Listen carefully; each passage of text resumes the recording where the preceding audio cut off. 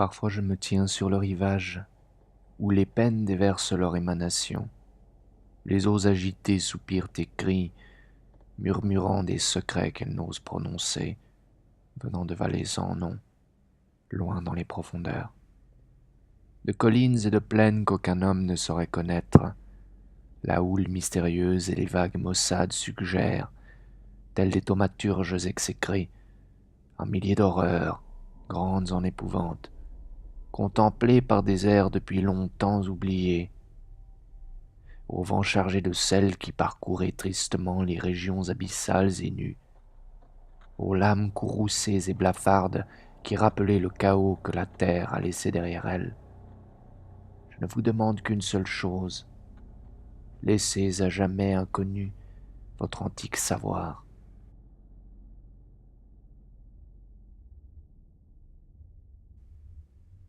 Omnia risus et omnia pulvis et omnia nihil. Tout est risé, tout est poussière, tout est néant. Des nuages démoniaques, amoncelés en une approche vertigineuse du ciel silencieux, étouffaient la nuit menaçante. Ne venaient ni les chuchotements habituels du marais, ni la voix du vent d'automne sur la lande, ni les bruits murmurés du bosquet insomnieux dont les noires retraites ne voient jamais le soleil. Au creux de ce bosquet se trouve une dépression hideuse, presque dépouillée d'arbres. Un étang au centre se tapit, qui n'ose pas un son, un lac à la surface trouble. Bien que rien ne révèle sa teinte, puisque la lumière du jour, épouvantée, fuit les talus ombreux de la forêt.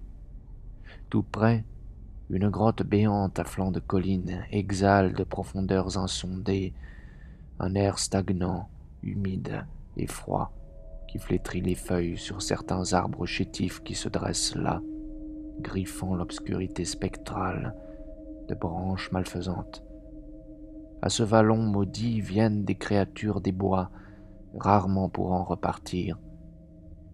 Une fois je vis sur une pierre effritée, posée tel un autel devant la caverne, une chose. Je ne la vis pas nettement, mais l'entrevis, qui fuyait. Dans cette pénombre, je médite seul plus d'une fois à l'heure lasse de midi qu'en dehors, un monde m'oublie dans sa gaieté bénie de soleil. Là hurlent la nuit les loups-garous et les âmes de ceux qui m'ont bien connu dans d'autres temps. Cette nuit pourtant le bosquet ne me parlait pas, ni non plus le marais, ni le vent sur la lande, ni ne gémissait le vent au bord des toits solitaires de l'édifice morne et hanté où je repose. Je craignais de dormir ou d'éteindre l'étincelle de la bougie presque consumée près de mon lit. J'eus peur quand à travers l'espace voûté de la vieille tour, le tic-tac de la pendule se perdit dans un silence si profond et si froid que mes dents claquaient sans produire aucun son. Puis la lumière vacilla et tout s'évanouit, me laissant flotter dans l'étreinte infernale des ténèbres incarnées, dont les ailes battantes exhalaient des souffles morbides de brume, à l'odeur de charnier. Des choses vagues, invisibles, sans forme, innommées, se bousculaient dans le vide effervescent qui béait, chaotique, descendant en pente vers une mer d'horreur muette, ignoble de pensées frémissantes. Je sentais tout cela, et je sentais les regards moqueurs de l'univers maudit sur mon âme. Pourtant rien ne voyait ni n'entendait avant que brille un rayon d'un éclat terrifiant à travers les cieux pourris, jouant sur les décors que je m'efforçais de ne pas voir. Il me sembla que le lac sans nom, enfin éclairé, reflétait des formes et révélait davantage à l'intérieur de ces profondeurs épouvantables que jamais on ne vit d'avant. Il me sembla que sortant de la caverne un cortège démoniaque plein de grimaces et de simagrées titubait en un tumulte diabolique. Ils portaient entre leurs pattes puantes un chargement de charognes, provision pour un festin impie.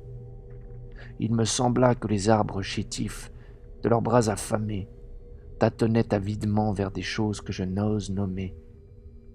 Cependant, une infection suffocante, spectrale, remplit tout le lac, et se fit entendre une vie plus large d'une hideur immatérielle, éveillée dans la totalité à demi sensible du lieu. Alors s'embrasèrent et le sol et le lac, et la grotte et les arbres, et les formes mouvantes, et les choses dont on ne peut parler, d'une phosphorescence telle que les hommes en aperçoivent dans les fourrés en putréfaction des marais, où gisent les rondins pourrissants et règne la fétidité. Il me sembla qu'une brume de feu drapait d'un pli lumineux les traits du bosquet bien présent à ma mémoire, tandis que l'éther tourbillonnant portait en courant plein de remous la brûlante matière inachevée de mondes naissants, çà et là à travers un infini de lumière et de ténèbres, étrangement entremêlées, où toutes les entités étaient conscientes, sans les habituelles formes extérieures de la vie. De ces rapides courants tournoyants, mon âme était, libérée de la chair, un élément véritable. Je ne me sentais pas moins moi-même, bien que manquant de forme. Puis la brume disparut, et sur un décor jonché d'étoiles, divin et incommensurable, je jetai un regard de terreur sacrée. Seul dans l'espace, j'aperçus une faible moucheture de lumière argentée, marquant les 3 domaines que les mortels appellent l'univers sans limite. De tous côtés, chacune telle une étoile minuscule, brillait d'autres créations, plus vastes que la nôtre, et grouillant d'innombrables formes de vie, bien que nous ne les reconnaissions pas comme vie, étant bornées aux idées terrestres du modèle humain. Comme par une nuit sans lune, la Voie lactée en éclat continu expose ses sphères sans nombre aux faibles yeux terrestres, chaque sphère étant un soleil. Ainsi rayonnait l'immense perspective sur mon âme émerveillée, un rideau pailleté, riche de gemmes scintillantes. Pourtant chacune était un puissant univers de soleil. Mais comme je regardais, je devinais une voix d'esprit dans un langage didactique, bien qu'il ne fût pas une voix, sauf qu'il transmettait la pensée. Il m'invita à observer que tout l'univers que je voyais ne formait qu'un atome dans l'infini, dont l'étendue dépasse les royaumes éthérés de chaleur et de lumière, se déployant jusqu'aux champs lointains où prospèrent des mondes invisibles et vagues, pleins d'une étrange sagesse et d'une vie mystérieuse, et au-delà encore, à des myriades de sphères de lumière, à des sphères de ténèbres, à des vides abyssaux qui connaissent les pulsations de la force désordonnée. Gros de ces rêveries, j'observais le surgissement de l'être sans limite, sans pourtant le secours des yeux, car l'esprit ne s'appuie pas sur le support des sens. La présence enseignante gonflait ma force d'âme. Je connaissais toutes choses, mais par la seule intelligence. La perspective du temps sans fin se développait en ma pensée, avec son immense spectacle d'incessant changement et le perpétuel conflit de la force et du vouloir. Je vis couler les siècles en un courant majestueux, l'origine et la chute passée de l'univers et de la vie. Je vis la naissance des soleils et des mondes, leur mort, leur transmutation en une flamme limpide, leur seconde naissance et leur seconde mort, leur cours perpétuel sur la trajectoire interminable des éternités, jamais le même, mais renaissant pour servir de dessein changeant de la toute-puissance. Et en observant, je compris que l'espace de chaque seconde était plus long que toute la vie de notre monde. Puis mes songeries revinrent à ce grain de poussière où ma forme corporelle avait pris naissance. Cette particule, née depuis à peine une seconde, qui doit mourir dans une autre brève seconde. Cette terre fragile, cet essaim dégrossi, ce jouet cosmique qui fait notre fierté, race ambitieuse de mythes et vermine morale. Ces mythes impertinentes, dont l'ignorance se part d'une vaine pompe, et qui prêchent à tort et à travers en son illusoire dignité. Ces mythes qui, apparemment doués de raison, se vantent d'être le chef-d'œuvre de la nature et jouissent, stupide chimère, d'être le souci tout particulier de son mystérieux et souverain pouvoir.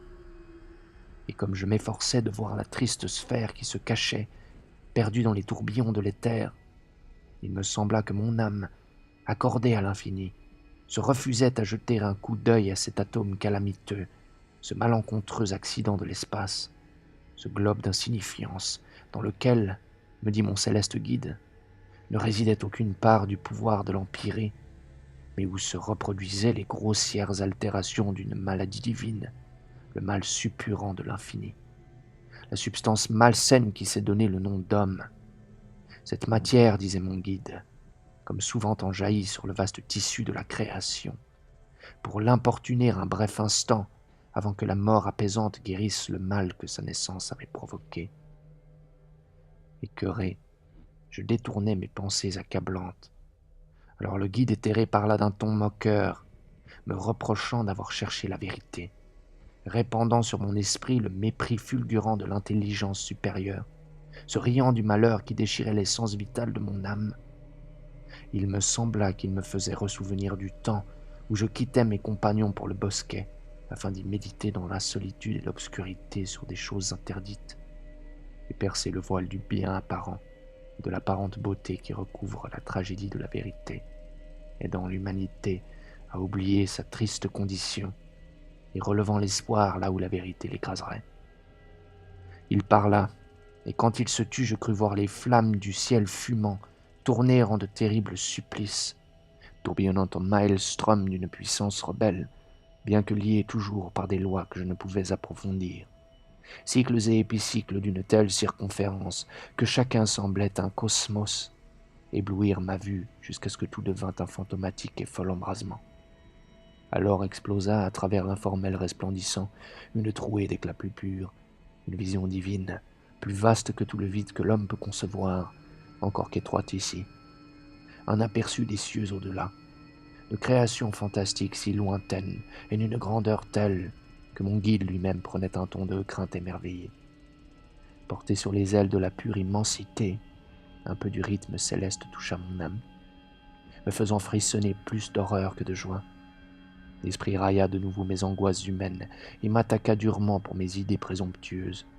Pourtant, changeant alors de ton, il m'invita à scruter la trouée grandissante qui fendait les murs de l'espace. Il me dit de l'interroger pour la dernière fois. Il m'ordonna de découvrir la vérité que j'avais tant cherchée. Il me mit en demeure d'affronter la chose indicible, la vérité irrévocable de l'entité en mouvement. Il m'ordonna et m'offrit tout cela. Mais mon âme, s'accrochant à la vie, s'enfuit sans but ni savoir, hurlant en silence dans les profondeurs pleines d'échos inarticulés.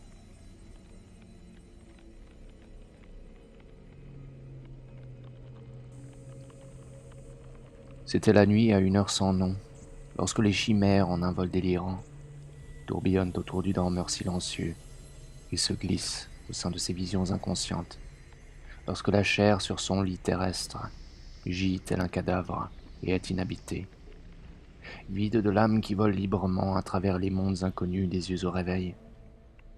La lune cornue au-dessus du clocher, avec une grâce hideuse, s'élevait lentement, et dans ses rayons blafards, grimaçaient les souvenirs des rêves anciens.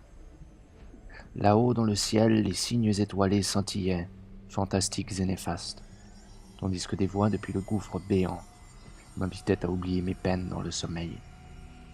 Cette vision, par une nuit glacée de novembre, je devais m'en souvenir par-delà les années. Sous une autre lune, je contemplais un paysage aride et décharné. Des ombres spectrales rampaient sur la lande vers des tertres où dormaient des choses mortes. Le clair de lune blême éclairait sinistrement des formes inhabituelles et contrefaites, des formes aériennes venues d'étranges royaumes, agitant leurs ailes çà et là, et voltant comme à la recherche fébrile de quelque lointaine contrée de lumière et de repos. Au sein de cette sombre assemblée, mon regard pouvait discerner des êtres appartenant à l'espace éthéré. Ils formaient un groupe chaotique, venu des sphères immémoriales, pourtant avec la même intention et le même désir de trouver l'idole appelée vie. La lune fuligineuse, tel un œil démoniaque, clignant dans le ciel, s'élevait et voguait au-dessus de la plaine, et entraîna mon esprit dans sa course.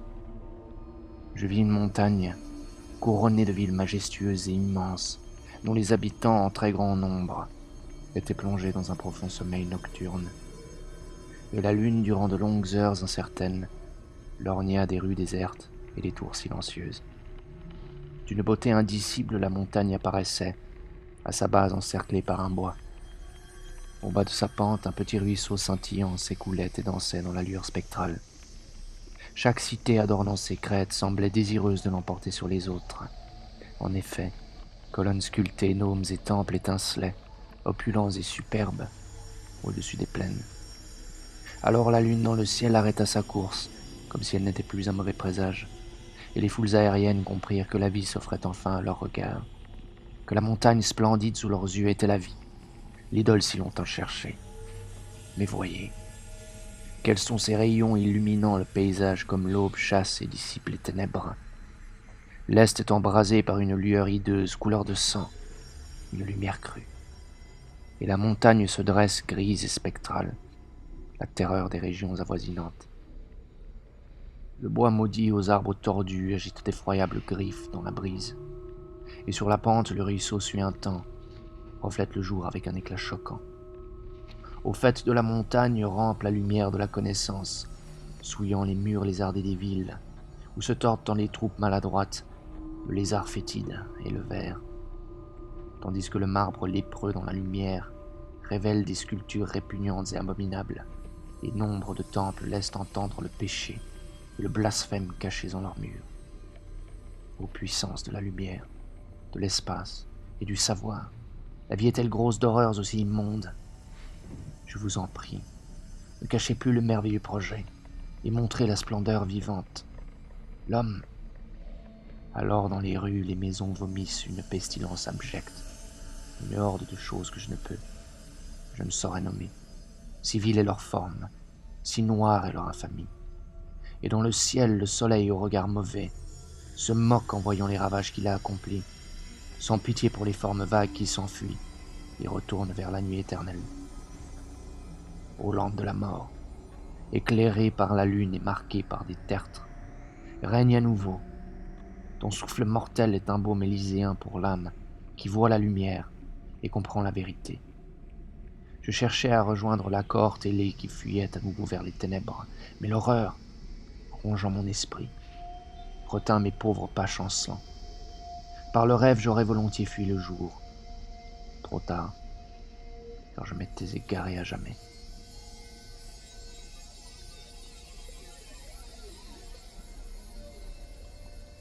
Par-delà les portes du sommeil gardées par des ghouls, après les abîmes de la nuit à la lune blafarde, j'ai vécu des vies sans nombre, j'ai sondé du regard toutes choses, et je me débats et je crie jusqu'au lever du jour, poussé à la folie par l'épouvante. J'ai tournoyé avec la terre au commencement des temps, lorsque le ciel était une flamme vaporeuse. J'ai vu le sombre univers béant, où les noires planètes roulaient sans but, où elles tourbillonnaient dans leur horreur inaperçue, sans connaissance, lustre ou nom. J'ai dérivé sur des océans sans fin, sous des cieux sinistres aux nuages gris, que déchiraient les éclairs aux nombreux zigzags, qui résonnaient de cris hystériques, des gémissements de démons invisibles, surgissant des eaux verdâtres. Je me suis élancé tel un daim parmi les arches du bois originel et immémorial, où les chênes sentaient la présence qui marche et s'avance là où aucun esprit n'ose s'aventurer, et j'ai fui la chose qui m'entourait et me lorgnait entre les branches mortes au-dessus de moi. J'ai cheminé près des montagnes percées de cavernes qui se dressaient nues et stériles au milieu de la plaine. J'ai bu l'eau souillée par les grenouilles de fontaines qui suintaient vers les marécages et l'océan. Et dans des lacs brûlants et maudits, j'ai vu des choses que je n'ai aucune envie de revoir. J'ai contemplé l'immense palais couvert de lierre. Je me suis avancé dans sa grande salle déserte, où la lune se levant au-dessus des vallées éclairait les créatures sur les tapisseries murales, d'étranges silhouettes tissées avec disharmonie que je ne supporte pas de me remémorer. J'ai jeté un regard étonné depuis les fenêtres vers les prairies flétries alentour, vers le village aux nombreux toits frappés par la malédiction d'une terre cernée de tombes, et devant les alignements d'urnes de marbre blanc, j'ai écouté, cherchant à déceler un bruit. J'ai parcouru les caveaux des siècles, porté par les ailes de la peur. J'ai survolé les rêves vomissant de la fumée avec rage, des montagnes enneigées et lugubres, et des royaumes où le soleil du désert consume ce qu'il ne peut jamais égayer. J'étais vieux lorsque les premiers pharaons montèrent sur le trône incrusté de gemmes au bord du Nil. J'étais vieux en ces ères incalculables où moi, et moi seul, étais vil, et l'homme, encore non corrompu, vivait dans la félicité sur la lointaine île arctique. Ô grand fut le péché de mon esprit, et grande est l'étendue de sa condamnation. La compassion du ciel ne saurait la réconforter, et elle ne peut trouver de repos dans la tombe. Depuis les éons infinis surgissent en battant les ailes des ténèbres sans pitié. Par-delà les portes du sommeil, gardées par des goules, après les abîmes de la nuit et la lune blafarde, j'ai vécu des vies sans nombre. J'ai sondé du regard toutes choses. Et je me débats, et je crie jusqu'au lever du jour, poussé à la folie par l'épouvante.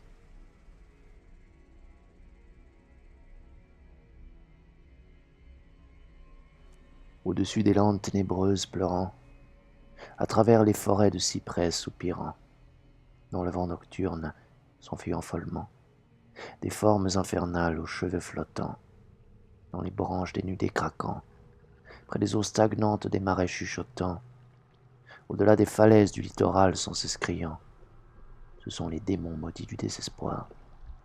Jadis, je crois m'en souvenir confusément, avant que les 2 grilles de novembre éteignent les braises de ma jeunesse ambitieuse, existait une chose nommée béatitude. Les cieux, sombres à présent, rayonnaient d'or et d'azur, splendides apparemment. Puis j'appris que tout cela n'était qu'un rêve, la somnolence mortelle d'Hadès. Mais le cours du temps, s'écoulant rapidement, apporte le tourment de la demi-connaissance, s'élançant tumultueusement, continuant aveuglément au-delà des prairies jamais traversées, et le voyageur, indolent, aperçoit la lueur sinistre des feux de la mort, entend la plainte du pétrel maléfique, tandis qu'impuissant, il est entraîné vers la mer. Des ailes fuligineuses battent dans les terres, les vautours rongent l'esprit. Les choses invisibles volent sans cesse, noires sur le ciel au regard mauvais. Les ombres effroyables de l'allégresse s'enfuient. Les démons griffus de la tristesse future se confondent en une nuée de folie pour recouvrir l'âme à jamais. Ainsi l'être vivant, seul et sanglotant, se débat et connaît les affres de l'angoisse, tandis que les répugnantes furies dérobent à la nuit et au jour paix et repos. Mais, au-delà des gémissements et des grincements de la vie insupportable, attend le doux oubli, aboutissement de toutes ces années d'une quête stérile.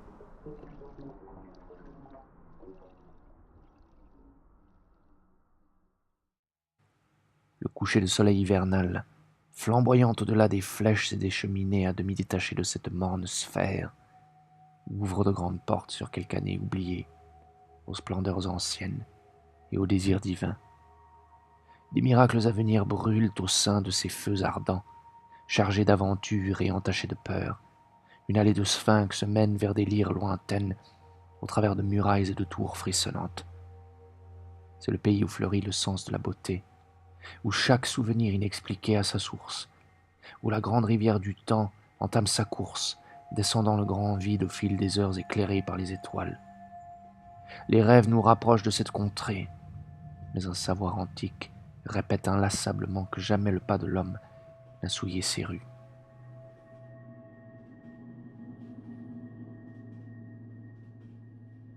Au-delà de cette muraille dont l'antique maçonnerie de ces tours recouvertes de mousse atteignait presque le ciel, il y aurait des jardins en terrasse, aux fleurs luxuriantes, et des vols d'oiseaux, des papillons et des abeilles.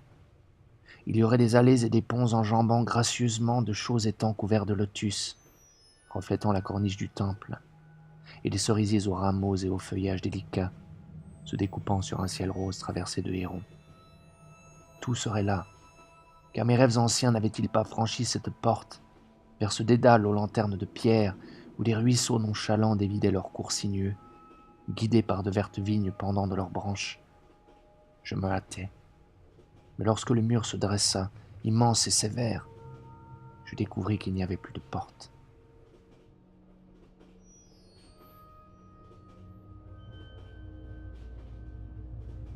Année après année, j'entendais ce tintement faible et lointain de cloches aux accents profonds, apportés par le vent noir de minuit. Carillon d'un clocher que je ne pouvais situer, mais étrange comme s'il venait d'au-delà un grand vide. Je cherchais un indice dans mes rêves et souvenirs, et songeais à tous les carillons portés par mes visions, ceux de la calme Innsmouth, où les blanches mouettes planent autour d'un clocher antique qu'autrefois je connus. Toujours perplexe, j'entendais tomber ces notes lointaines jusqu'à cette nuit de mars où la pluie morne et froide m'éclaboussant me fit franchir à nouveau les portes du souvenir vers les tours anciennes où tintaient les battants d'aimants. Ils tintaient, mais provenaient des courants sans soleil qui se déversent à travers des vallées profondes sur le lit de la mer morte.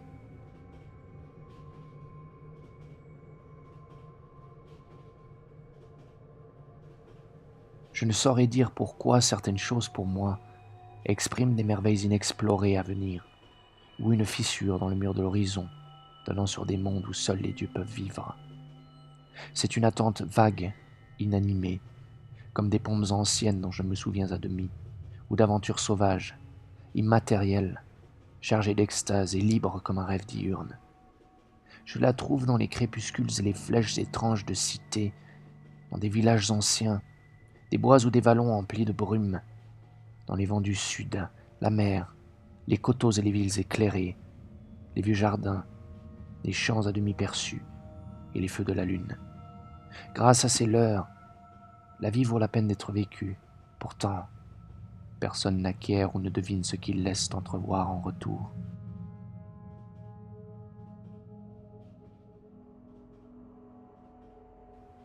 Chaque année, dans l'éclat pensif de l'automne, les oiseaux s'envolent au-dessus d'un océan désert, appelant et caquetant dans la hâte joyeuse d'atteindre un pays que connaît leur mémoire profonde. De grands jardins en terrasse où s'épanouissent des fleurs éclatantes, des rangées de mangues succulentes au goût, et des bosquets aux branches entrelacées formant des temples au-dessus de frais sentiers. Tout cela, leur rêve vague le leur montre. Ils cherchent sur la mer les traces de leur ancien rivage et la grande cité aux tours blanches. Mais seules les eaux désertes s'étendent à l'horizon. Aussi, une nouvelle fois, ils font finalement demi-tour. Pourtant au fond des abîmes où se pressent d'étranges polypes, les tours antiques se souviennent de leur chant à jamais perdu.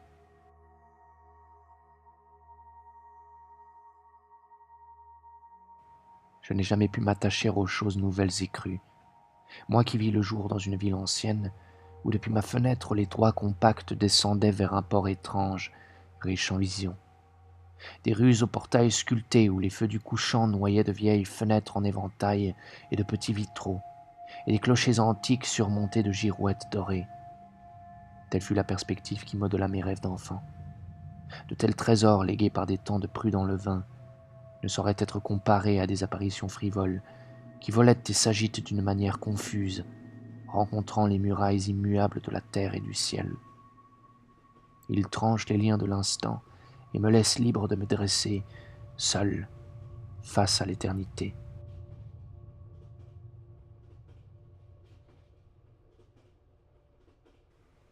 Au-dessus des vieux toits et des flèches souillées du passé, le port entonne son chant au cœur de la nuit. Mât venu de ports étranges, plages lointaines et blanches, et fabuleux océans, rangés en un cœur bigarré, où chacun est étranger à l'autre et inconnu de lui. Pourtant tous, sous l'effet d'une force obscure, venus des abîmes méditant au-delà de la course du zodiaque, se fondent en un mystérieux bourdonnement cosmique. À travers des rêves ombreux, ils font surgir d'autres formes ombreuses, des allusions et des perspectives, échos des vides du dehors et subtils indices de choses qu'eux-mêmes sont incapables de définir. Et toujours dans ce cœur presque indistinct, nous captons des notes qu'aucun navire terrestre n'a jamais émises.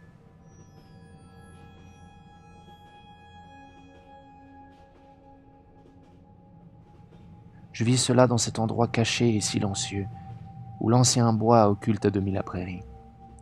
Cela brillait à travers les splendeurs du couchant, mince au premier regard, mais avec un visage s'animant lentement. La nuit vint, et ce fanal solitaire teinté d'ambre blessa ma vue comme jamais encore il ne l'avait fait. L'étoile du soir m'est grandie un millier de fois, encore plus obsédante dans ces fourrés et cette solitude. Elle traça d'étranges dessins dans l'air frémissant, demi-souvenirs qui avaient toujours rempli mon regard.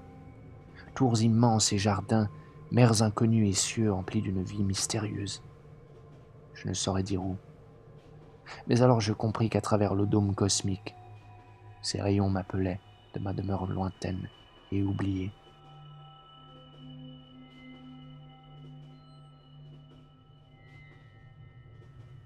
Il y a dans certaines choses anciennes la trace d'une mystérieuse essence, plus qu'une forme ou un poids, un éther ténu, indéterminé, pourtant lié à toutes les lois du temps et de l'espace, un signe faible et voilé de continuité que les yeux matériels ne peuvent qu'imparfaitement décrire, de dimensions enchâssées, abritant les années enfuies et hors d'atteinte, sauf pour des clés cachées.